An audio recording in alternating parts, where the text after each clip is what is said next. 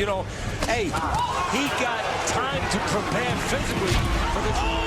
Thing it did not. Fatality. Sleep. And like I said, Gamboa, just unbelievable speed, movement, and you could say he's really come together, found himself as a professional, as it's shown today. Welcome back to Quick Hits here on BLTV Extra. But the man's in trouble. I'm gonna show you how great I am. On this series, we dig through our personal archive to briefly recap a fighter's career of note. Buster Douglas is the new heavyweight champion of the world. On today's video, we turn the clock back 10 or so years and revisit the rise of one of Cuba's finest ever champions. Cuba, I'm about a man to say, with such freakishly fast hands and feet that comparisons were quickly made to the likes of Manny Pacquiao and Prince Nassim Ahmed. I'm responding. Manny Pacquiao. Ooh. That's a hell of a comparison. To the hype around him, which is extraordinary. If you enjoy our Quick Hit series, a thumbs up is always appreciated. Damn, boy, Here now, hype, BLTV presents The Rise of the Cyclone from Guantanamo, a.k.a. Yuriorkis Gamboa. Hey, man, like, comment, subscribe, bro. Y'all want more Boxing Legends reaction, man? Let me know in the comments who y'all want next, man. Check the Boxing Legends reaction playlist, bro, for more videos like this, bro. But look, man, appreciate everybody who support the channel, hype the videos, you know what I'm saying? But, hey, let's go and get into it, man. The struggle for a Cuban boxer far surpasses the average setbacks other aspiring pros will encounter across the globe. Damn. Behind baseball, boxing is the second most popular sport in the nation. It's profoundly funded and has an array of world-class gyms to perfect the craft. The only real problem, of course, is as a profession, it's banned. Castro took everything. He was wealthy. Yeah, he had money, and Castro took all the property and all the cash out of the bank. You know, they were communists, so I guess that was basically. They had to shut it down. Yeah. The law dates back to Damn. 1912, where the government prohibited the sport due to a fear of rise in street violence. And although the law has been tweaked over the years, Cuba as a nation hasn't hosted a single professional boxing event since 1962. Que él parece que se olvidó que Cuba antes de 1961 tenía boxeo profesional y tenía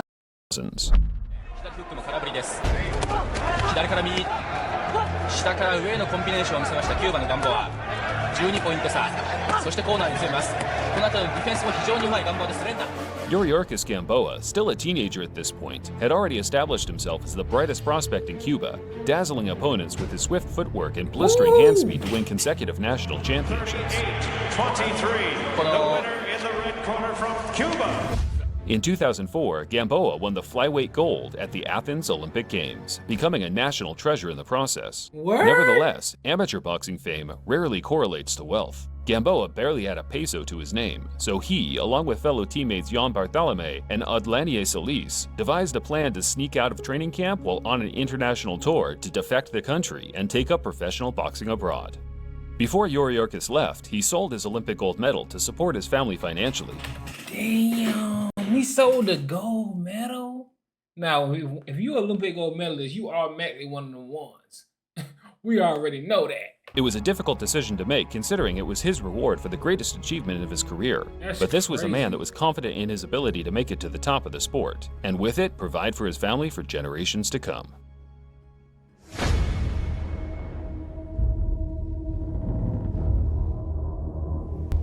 He tried to put a Yasiel Pui. After 3 months of essentially hiding to escape capture, Gamboa and his teammates followed in the footsteps of many other Cuban defects and made their way to Miami, Florida to resume full-time boxing training.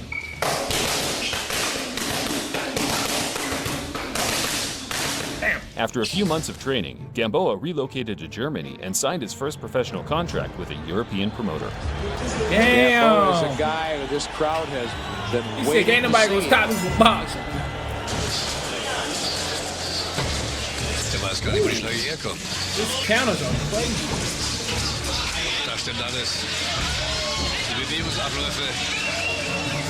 The German fans were quick to embrace the Cuban as one of their own, as he put on consecutive praiseworthy performances around the country. The only downside was gaping holes in Gamboa's game technically, where more often than not, he fought with his hands down, pot-shotting and showboating, the sort of style that can either make or break a fighter, depending on their ability to avoid punches by slipping, or being able to shrug off a solid blow once their opponents connect. Simply that there are certain fundamental flaws that he shares with Hamed. It didn't take long. Hey, he fast, but them hands is fast in a motherfucker though, boy. Them hands, they coming. Long for Gamboa to eventually return to the States and begin fighting on ESPN's Friday Night Fights. Tagging him with shots. ESPN Friday Night Fights. He's full of offense now. He's in fiery mode here. Yuriorkis, as dazzling as many of his previous performances were, still displayed the same constant holes in his game defensively. In an attempt to fix those errors, the Gamboa team brought in the world-renowned Cuban coach Ismael Salas, figuring his defensive techniques could rub off on the young Cuban sooner rather than later. Put your hands up, champ. Said you're going to see something different. Well, he said, well, I took the fight on quick notice, too. You know, hey, he got time to prepare physically for this thing that did not. Fatality. Sleep. I ain't gonna look like Gamboa got caught with an uppercut, though. Well, he said, well, I took the fight on quick notice, too. You know, hey, he got time to prepare physically for this thing that did not. Wow! Right hand. Well, one thing that's for sure, Gamboa's powers seem to be improving. Yet over the next few fights, we saw little development in his defensive game. To be honest, his imperfections made him more exciting to watch. So you will remain an aggressive fighter. Pienso que las veces que yo he dado, si la gente se siente en el efecto, no puede continuar. Obviously, when I hit and they pop and I hurt them, they can't continue. And that's a knockout. It makes for very exciting fights.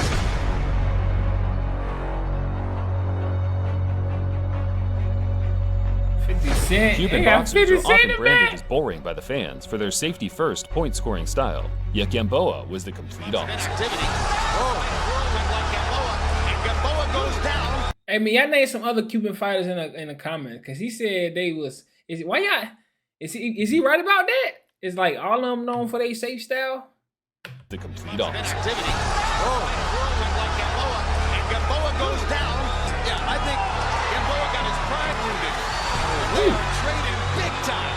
Hands down, pot-shotting, back-and-forth exchanges, probably more comparable to a Mexican fighter. And Gamboa is making constant contact here.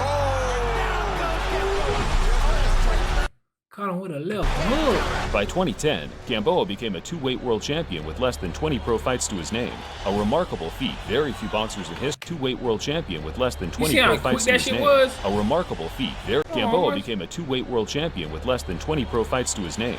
A remarkable feat. Very few boxers in history have achieved. And a sensational performance from Gamboa.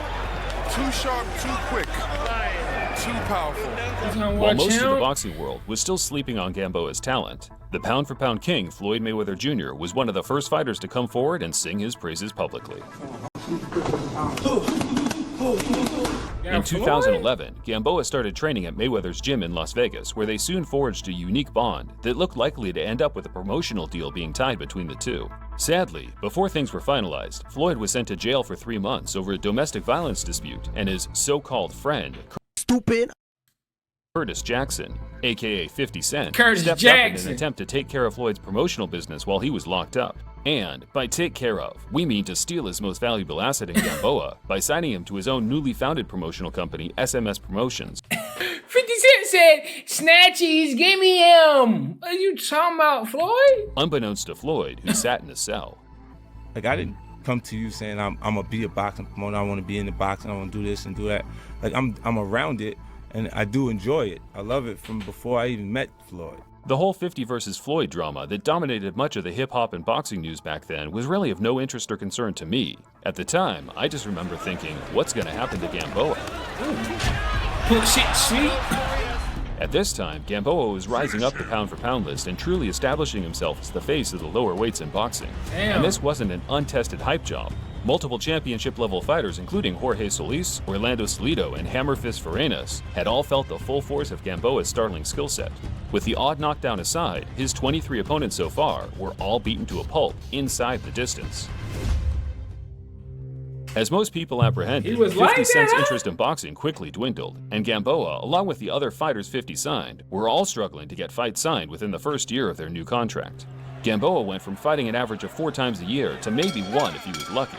So the bell sounds, the fight comes to a finish, the crowd lets out a small torrent of boos. The inactivity hurt not only Gamboa's performances due to ring rust, but his stature in the scene overall, and by the end of 2013, he'd already become a what-if story.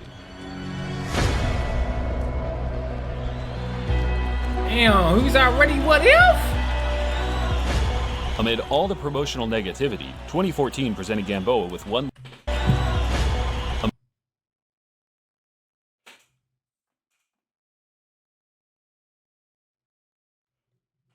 Amid all the promotional negativity, 2014 presented Gamboa with one last chance to regain his position and respect in the sport. Against Terrence Crawford? Terrence Crawford, the newly crowned WBO lightweight champ, was essentially in the same position Gamboa was 5 or so years prior. Only, the talk among avid boxing fans suggested this was more than just a promising prospect. His punching power with either hand, defensive prowess, and ability to switch stances effortlessly made a case for him being the most complete young fighter in the world, perhaps even the successor to Floyd and Manny. Still, before Crawford could reap all the praise, he had to overcome a hungry and dedicated Gamboa. The winner of this fight will be the undisputed star of the lightweight division.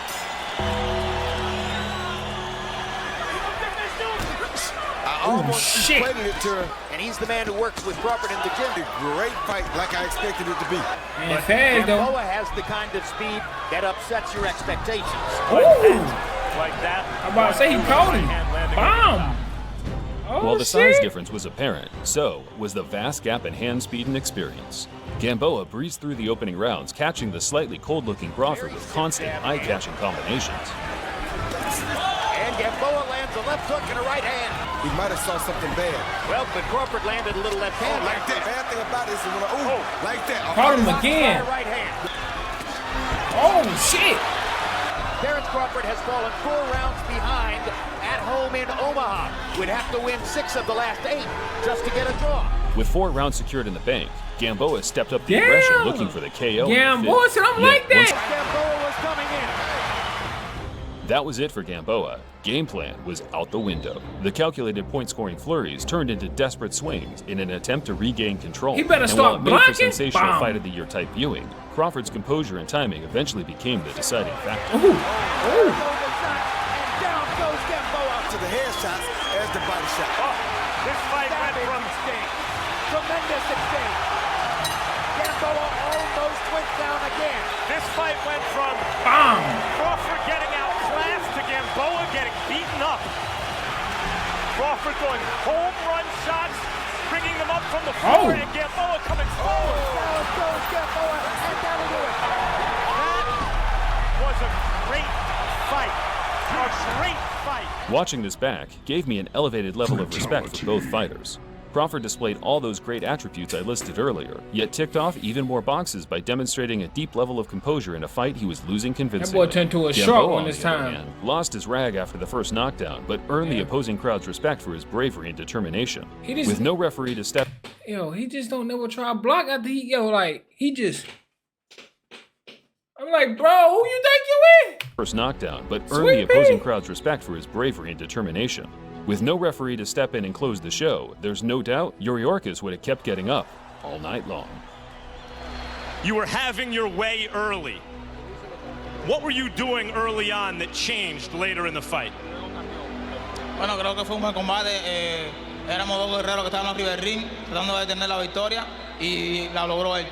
You know, we were just 2 warriors in the ring trying to get the victory, and he won. Respect. And that's where the story ended. At least the freight train one that I will remember Gamboa for. Boxing is a harsh sport that can make or break a fighter overnight. He fought excellently against Crawford, and an organization like the UFC, for example, would have rewarded such an effort with lucrative fights off the bat. That's a fact, bro. That's why I hate the way the boxing is set up. But he put hands on Crawford though. He was putting hands on Crawford. He's one of the few ones that put hands on. Yet in this case, Yuriorkis wasn't presented another title shot for 5+ years, and by that time he was 38 and well past his athletic prime. To prepare physically for this fingertip. That's crazy. I cover this story today not just because I enjoy shedding light on some slightly lesser-known fighters, but more so for Gamboa's uniqueness as an aggressive Cuban fighter. Yeah. Not many, if any, boxers from Cuba have ever fought in such an entertaining manner.